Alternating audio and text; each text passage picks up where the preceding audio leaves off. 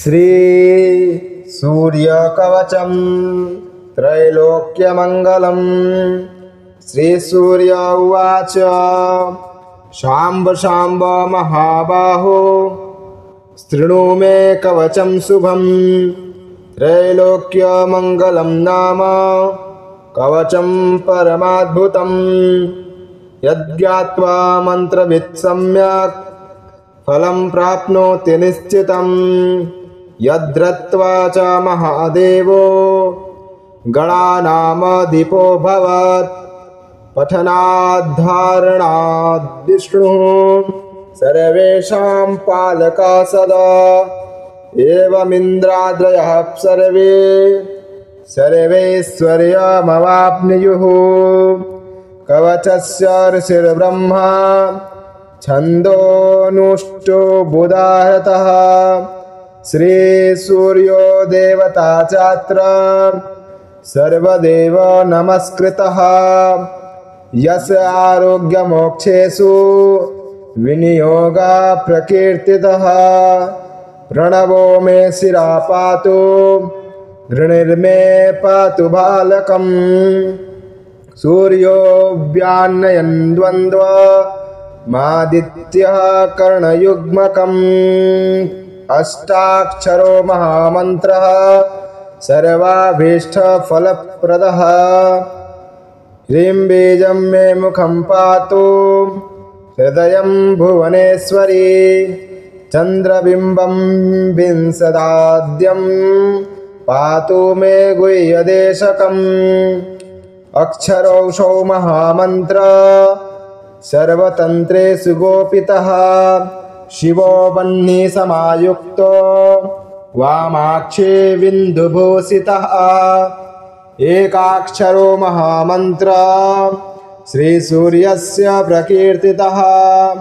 गुह्याद्गुह्यतरो मन्त्रो वाञ्छाचिन्तामणिः स्मृतः। शीर्षादेपादपर्यन्तं सदा पातु मनुत्तमः। इति ते कथितं दिव्यं त्रिषु लोकेषु दुर्लभं। श्रीप्रदं कान्तिदं नित्यं धनारोग्यविवर्धनं। कुष्ठादिरोगशमनं महाव्याधिविनाशनं। त्रिसन्ध्यं यः पठेन्नित्यं मरोगी बलवान् भवेत्। बहुना किमिहोक्तेन यद्यन्मनसि वर्तते तत्तत्सर्वं भवेत्तस्य कवचस्य च धारणात्। भूतप्रेतपिशाचाक्ष यक्षगन्धर्वराक्षसः ब्रह्मराक्षसवेताला न द्रष्टुमपि तं क्षमाः। दूरादेव पलायन्ते तस्य संकीर्तनादपि। भोजपत्रे समालिख्य रोचना गुरुकुङ्कुमहि।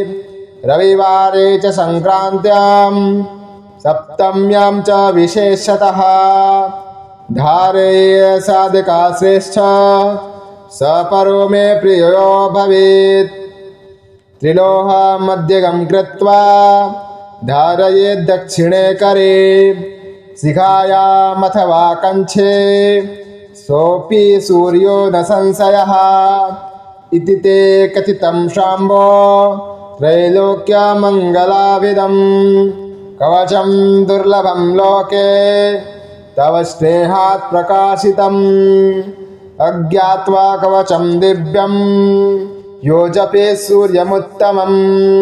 सिद्धिर्न जायते तस्य कल्पकोटिशतैरपि। इति श्रीत्रैलोक्यमङ्गलं नाम श्रीसूर्यकवचं सम्पूर्णम्।